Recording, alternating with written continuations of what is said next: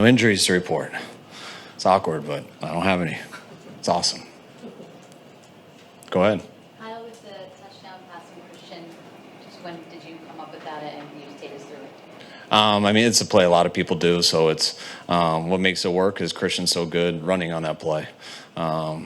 We threw one to him in the third quarter where it wasn't a double pass, and I think he got like 10 yards there. So he did a bunch of those against him last time where he got most of his stats. So when you got a runner like that, you feel like they're going to come up aggressively, and so you do stuff like that, try to slow him down. I think you really know what he's capable of. Thanks. Traded for him, but when you see it up close doing it for your team, what kind of goes through your mind watching Christian do what he did today?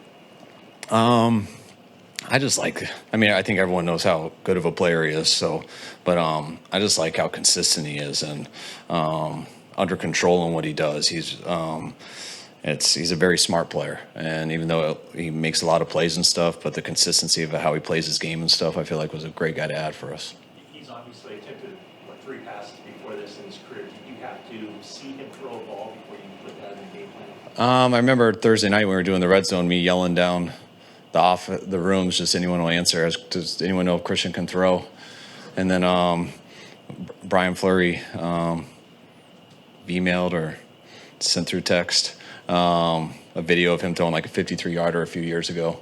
So when I saw that, I felt he could throw, and we repped it in practice the next day, and he did throw good then and threw great today. What did you think of his footwork and mechanics and spiral on that throw? There is no footwork on that play. You attack like you're a runner, so they come up, and then you got to get it up and down before you avoid that guy hitting you. And I always get nervous when I see that ball up because I know the guy's open. And I mean, it's what happened with Debo and Juwan a couple years ago or last year when he gets so open. I just want him to catch it. Juwan bobbled it, so you're never good till you make sure they stand up and you see the refs. So we were pumped. Kyle, were you laughing when you looked at that, when you saw the 50-yard pass? No, I wasn't laughing. I was saying, thank goodness. I mean, when you're sitting there on Thursday night, you're trying to find things that can help you call less plays and not have to call 6 of them. You want to find something that hopefully just makes you call 1. We knew how good of a runner he was on it, so we were really hoping he was a good thrower. And once we knew that, we were pretty excited. Did you have a reaction when you asked him to do that? I didn't look. He doesn't have much reaction. He just seems he is very businesslike, and anything you do, he seems to get, or ask him to do, he seems to just get excited and knows he can do it. On a touchdown catch, Kyle, it looked like kind of a broken play where he scooted up the right sideline. How did the play unfold in your eyes as you were looking? Yeah, it was awesome. I mean, Jimmy went all the way across the board. Started with a receiver on the left side. I think it was Ray. Went to the right, and we were pulling Christian out just on a wide route to kind of pull coverage, open up other people, and they dropped in all zones, so everyone was sitting there in the middle, and Jimmy was allowed. I mean, it had to have been unbelievable protection, the fact that he was allowed to go all the way across, and then the buzzer kind of stepped up on Christian, and he just snuck by the end zone, and those two made a hell of a play, and it's a play you don't think you're going to have time for. So the defense the O-line did a hell of a job giving time for that off schedule. What are your first impressions of Jimmy as a whole in the second half in this game? He made some big time plays there. It's the one to Dwelly down the sidelines was huge. I thought he was real good on third down.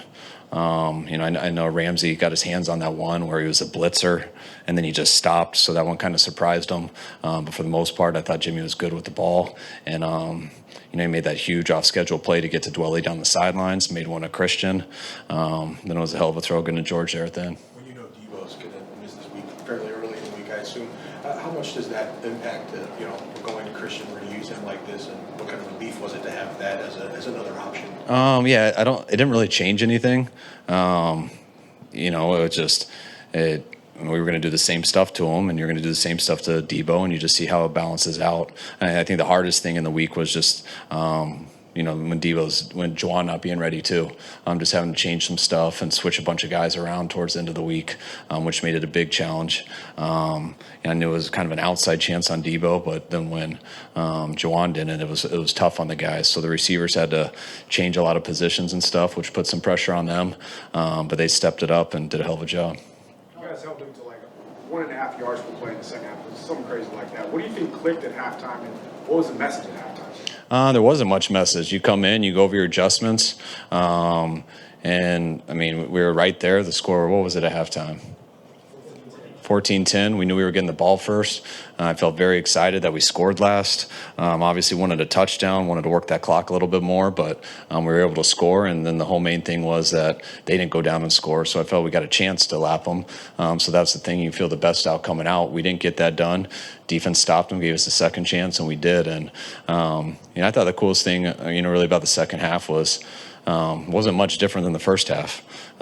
Guys just, there was times in that game where it looks like things could go the wrong way, but no one really wavered. Like the team felt the same at halftime as they did at the beginning, even in the third quarter when I thought we were going to go down and have a pretty good drive, especially that opening run for 15. Thought we should have got a personal foul on it. Then we almost had the pick, went 3 and out, and kind of stopped it a little bit. But the defense went and answered, and the offense got a second chance. And I really felt today, more than anything, like not one thing really stuck out in terms of it was offense, defense, or special teams. There's not, to me, really one player that was above the rest. I really think I'm really happy and proud of the team today. Like it was all 3 phases, all the players. We needed everybody, and everyone had their part. This come with some relief. 3 and 5, 4 and 4 is the difference going into the bye week with this. Does it feel like it maybe a bigger win than most? Yeah, I'm going into the bye week 3 and 5. Makes it a lot more depressing of a bye week. I'm very well aware of the record, and 4 and 4 feels, it's one game better, but it feels a hell of a lot better than 3 and 5.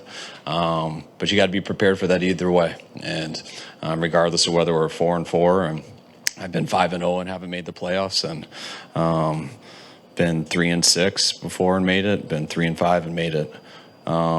So none of that stuff I try to get too caught up in. It's about getting better throughout injuries, throughout the year. And I feel there's a couple things we've done the last few weeks where I feel that's going the right direction.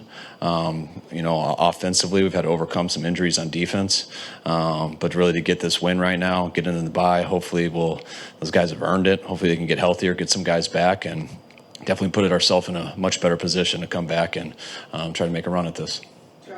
Does Christian have a quarterback's understanding of the offense of the He's just come right in. You can sort of don't have to shrink the playbook at all. No, I mean you don't have to shrink the playbook for many guys. I mean because it's not like they know what all 11 guys are doing. So you give them the rules, and there's 3 types of runs. There's outside zone, there's inside zone, and there's gap runs. So you learn the track on all that stuff, and if there's a guy who's going to tackle you, you try to avoid that guy.